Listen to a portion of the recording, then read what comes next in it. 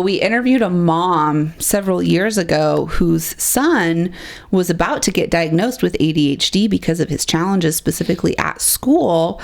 They went to vision therapy, they did a vision therapy program, and his ADHD symptoms went away.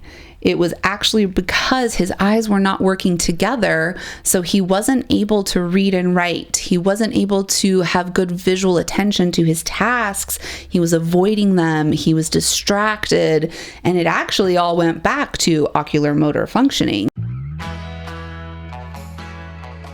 I'm Rachel. And I'm Jessica, and this is All Things Sensory by Harkla. We are both certified occupational therapy assistants, and together with Harkla, we are on a mission to empower parents, therapists, and educators to help raise confident and strong children of all abilities. On this podcast, we chat about all things sensory, diving into special needs, occupational therapy, parenting, self-care, overall health and wellness, and so much more. We are here to provide raw, honest, and fun strategies, ideas, and information for parents, therapists, and educators, as well as other professionals to implement into daily life. Thank you so much for joining us. Hey there, welcome back to All Things Sensory by Harkla. We're thrilled to have you here with us today. I'm Rachel. I'm Jessica. And today we're connecting ocular motor skills and reading success. So if your child is struggling with reading, we are going to talk about maybe it's their eyes, maybe it's their ocular motor skills. We're going to teach you about that today. We do have another episode that we recorded, I don't know how long it's been, but we interviewed someone on literacy and how to build literacy skills in your young children. We'll actually link that one below in the description because that'd be a really good one. That was a really good episode. Yes. I just remember Yeah, she gave some really great, helpful tips for parents and therapists as well. So we'll link that one as well. But yes, there's a connection between reading literacy, comprehension, fluid eye movements, all the things that we need for reading skills, and ocular motor development. We're also going to answer a listener question at the end of this episode. Yes. Now, if your child complains while they're reading, if they avoid reading, if they are struggling to learn to read, if you're just noticing it's a really unpleasant time together with your child when it comes to reading, then it could be related to vision. And we're not just talking about 20/20, they can see great, they passed their reading chart test or visual acuity test. I don't know what it's actually called, what the actual test is called, but their vision is fine. And you may say no, their vision is fine, they can see, but can their eyes work together in a coordinated, fluid fashion? Are they getting lost while they're reading? Are they jumping around? Are they getting a headache from overworking their eyes because they're not working in coordinated fluid movements together? Or are they exhibiting ADHD symptoms, maybe even a diagnosis of ADHD specifically for these types of reading and writing tasks? Yes. We have another episode. We have so many episodes that we're just going to reference. We have this episode and this episode and this episode. But we interviewed a mom several years ago whose son was about to get diagnosed with ADHD because of his challenges specifically at school. They went to vision therapy, they did a vision therapy program, and his ADHD symptoms went away. It was actually because his eyes were not working together, so he wasn't able to read and write. He wasn't able to have good visual attention to his tasks. He was avoiding them. He was distracted, and it actually all went back to ocular motor functioning. And we're not saying that all ADHD kids have this problem, but it's something to rule out, look into. Exactly. It's more like if your child is struggling with ADHD symptoms, maybe they have a diagnosis, and you haven't looked into their ocular motor skills, this is your reminder to do that now. Yes. So we're going to briefly go through the three main areas of ocular motor skills that we focus on.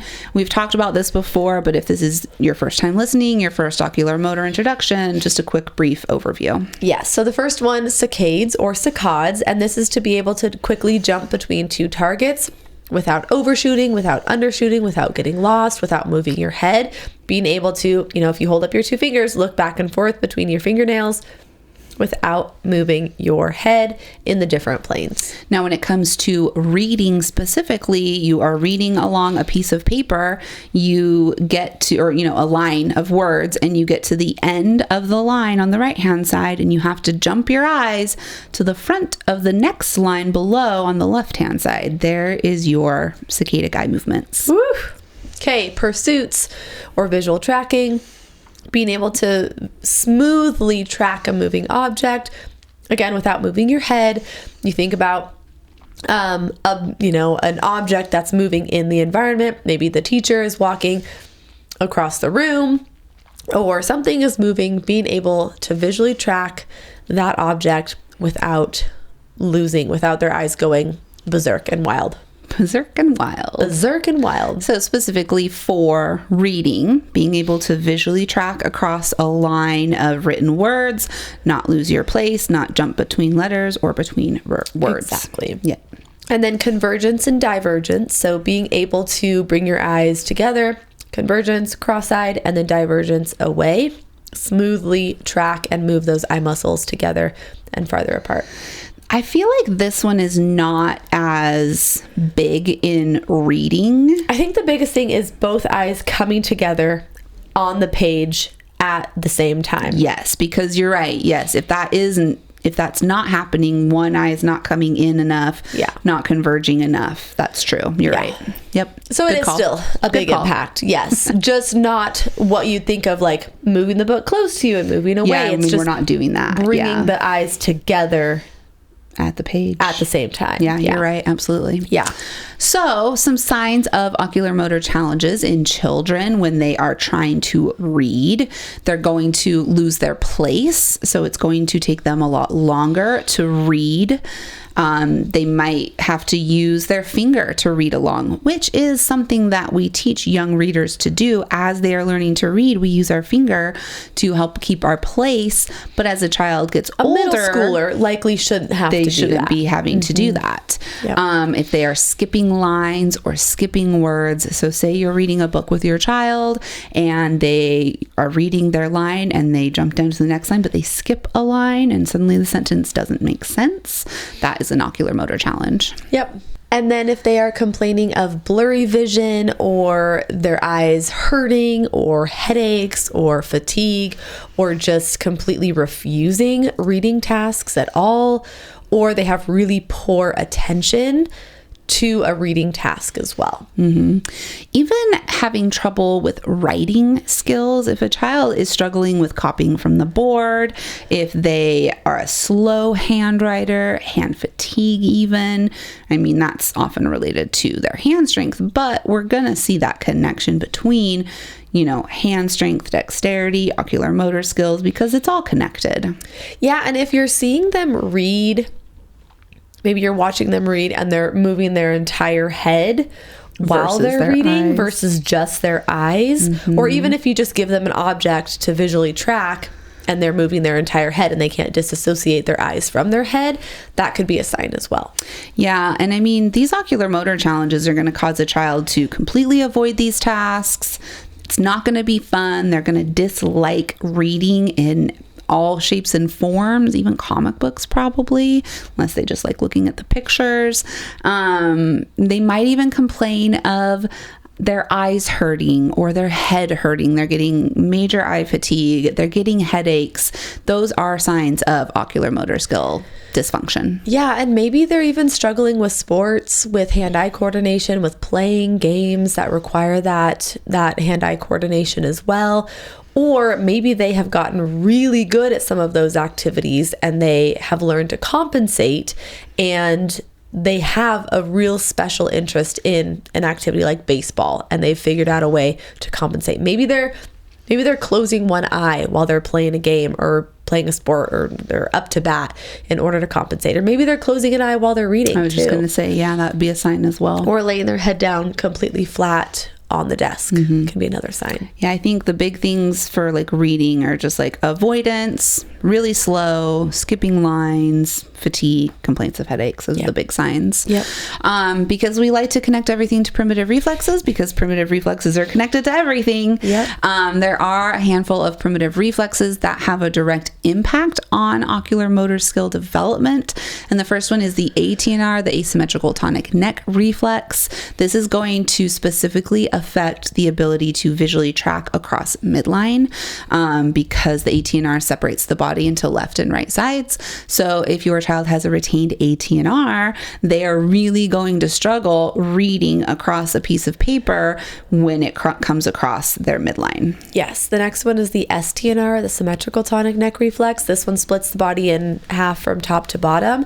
Kids with this reflex are going to struggle with copying from the board, looking down and looking up, looking down and looking up because they're having muscle tone changes when that neck position changes.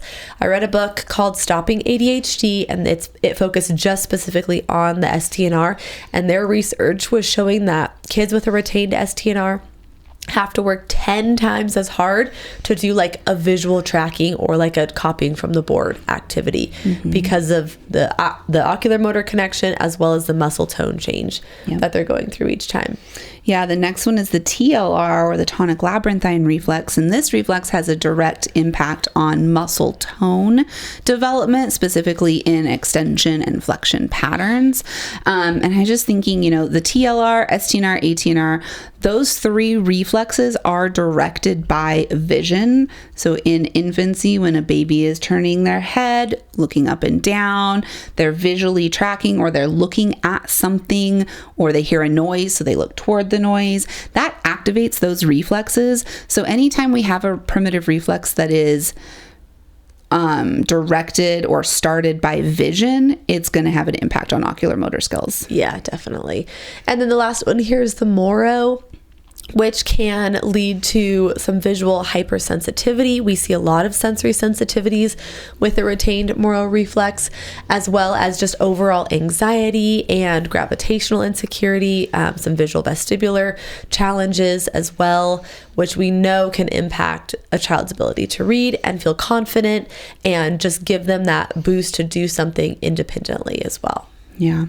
So what do we do? What do we do? If you're a parent listening, if you're a therapist listening, we're just going to go through some different things, some different steps to take, some different resources to use. The first one would be to get a functional vision assessment. So this is not going to be done at your typical eye doctor's office where they test for visual acuity. This is going to be a developmental optometrist or a neuro-optometrist, someone who specifically works with vision therapy and ocular motor skill development.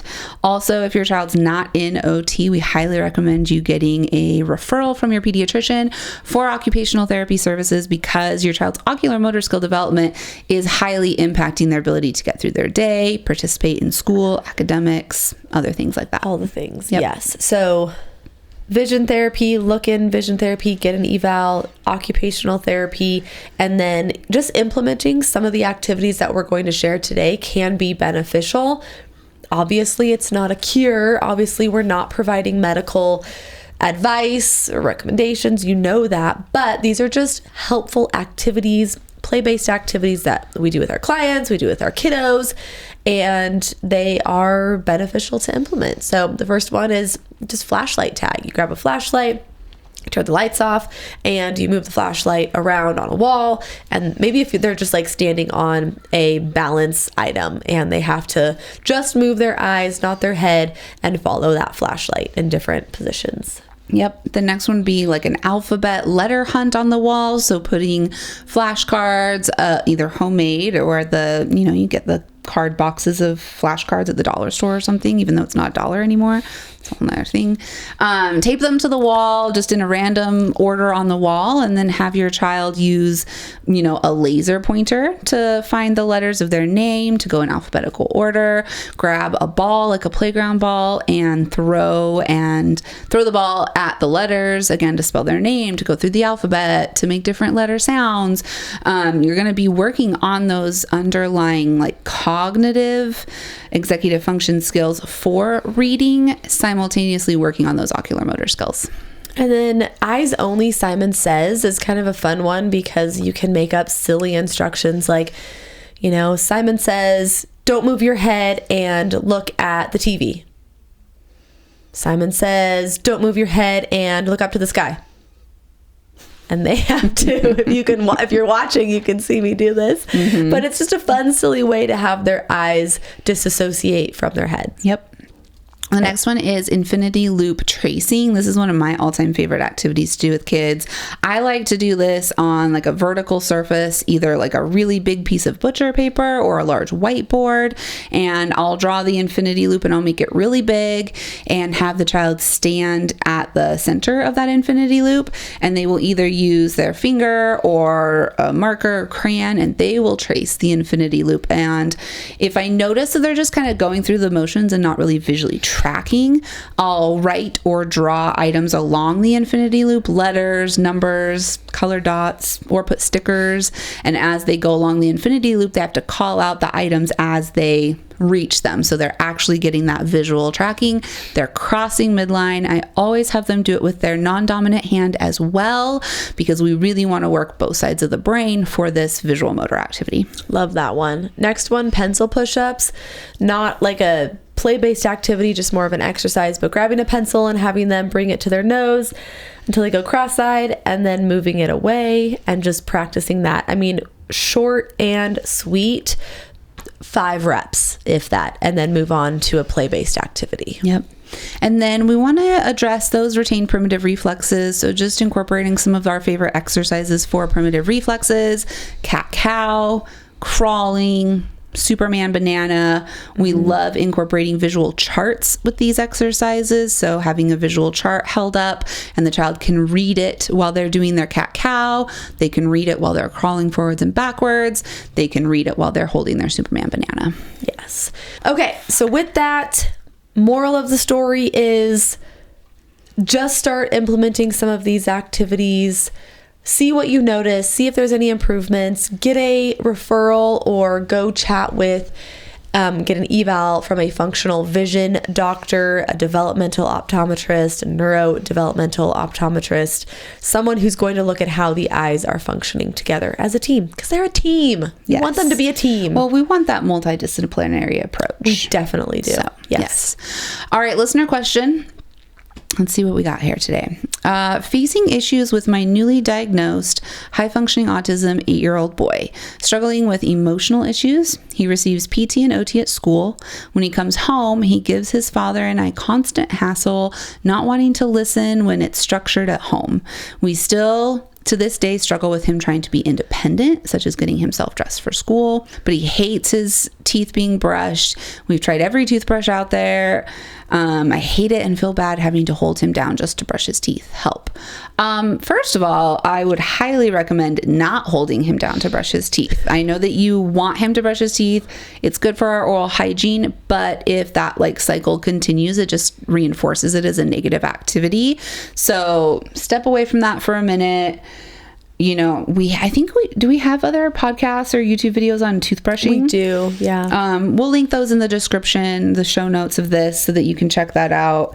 But I think, toothbrushing is so interesting. The more I've learned about oral hygiene, the oral microbiome, we interviewed a functional dentist. You could listen to that episode.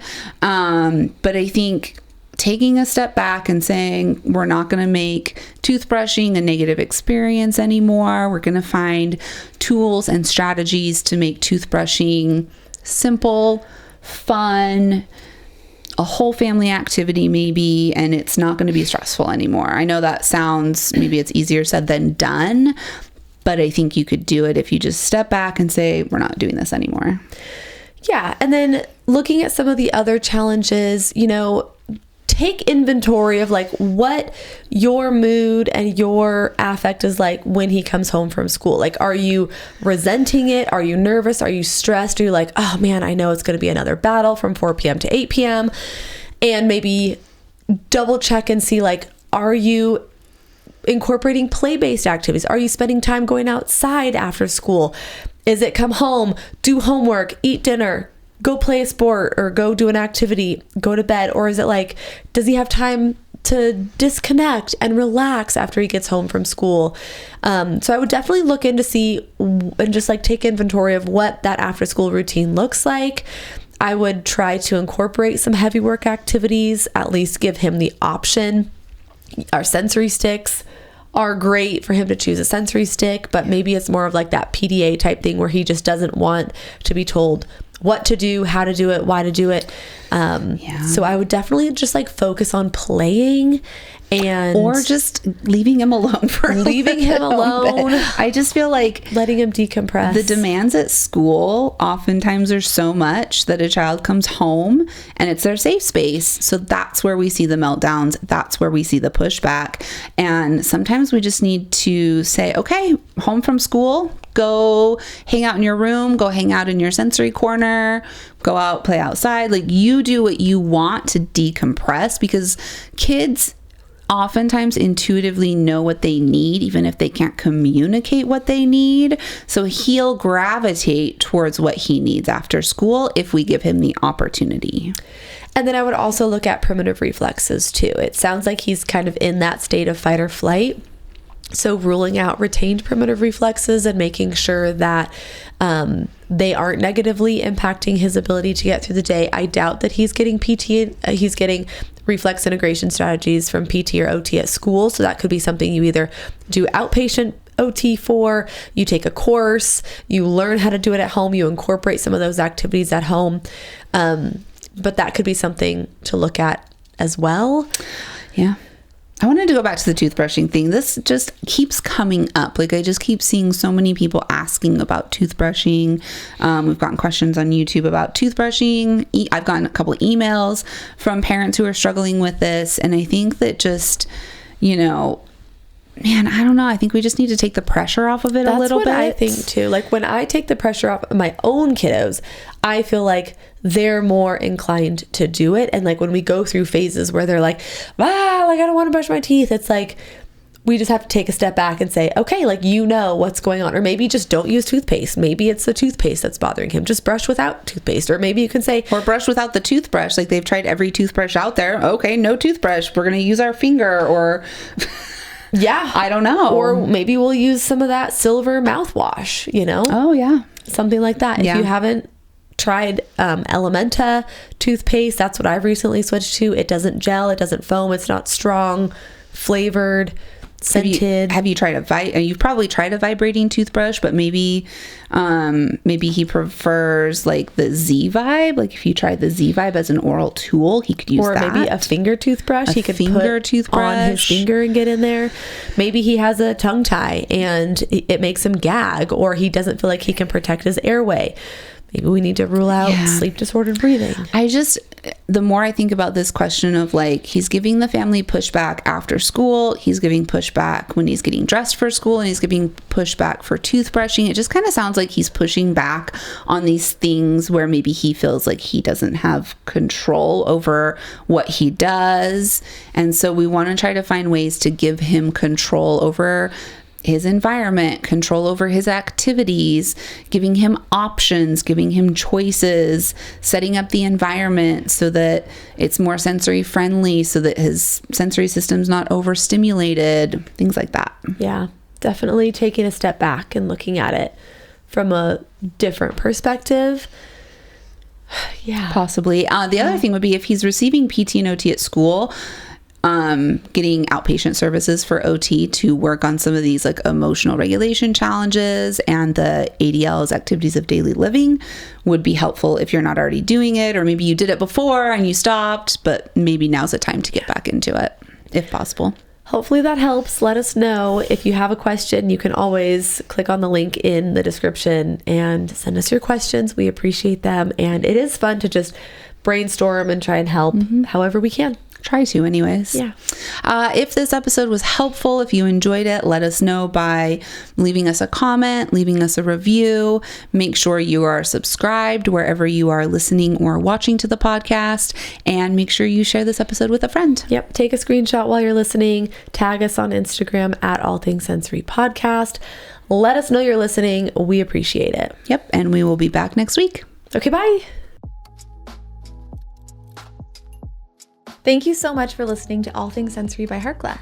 If you want more information on anything mentioned in the show, head over to harkla.co/podcast to get the show notes. If you have any follow-up questions, the best place to ask those is in the comments on the show notes or message us on our Instagram account, which is at Harkla_family or at All Things Sensory Podcast. If you just search Harkla, you'll find us there. Like we mentioned before, our podcast listeners get 10% off their first order at Harkla. Whether it's for one of our digital courses or one of our sensory swings, the discount code SENSORY will get you 10% off. That's SENSORY. Head to harkla.co/sensory to use that discount code right now. We are so excited to work together to help create confident kids all over the world. While we make every effort to share correct information, we're still learning. We will double check all of our facts, but realize that medicine is a constantly changing science and art. One doctor or therapist may have a different way of doing things from another. We are simply presenting our views and opinions on how to address common sensory challenges, health-related difficulties, and what we have found to be beneficial that will be as evidence-based as possible. By listening to this podcast, you agree not to use this podcast as medical advice to treat any medical condition in either yourself or your child. Consult your child's pediatrician or therapist for any medical issues that he or she may be having. This entire disclaimer also applies to any guests or contributors to the podcast. Thanks so much for listening.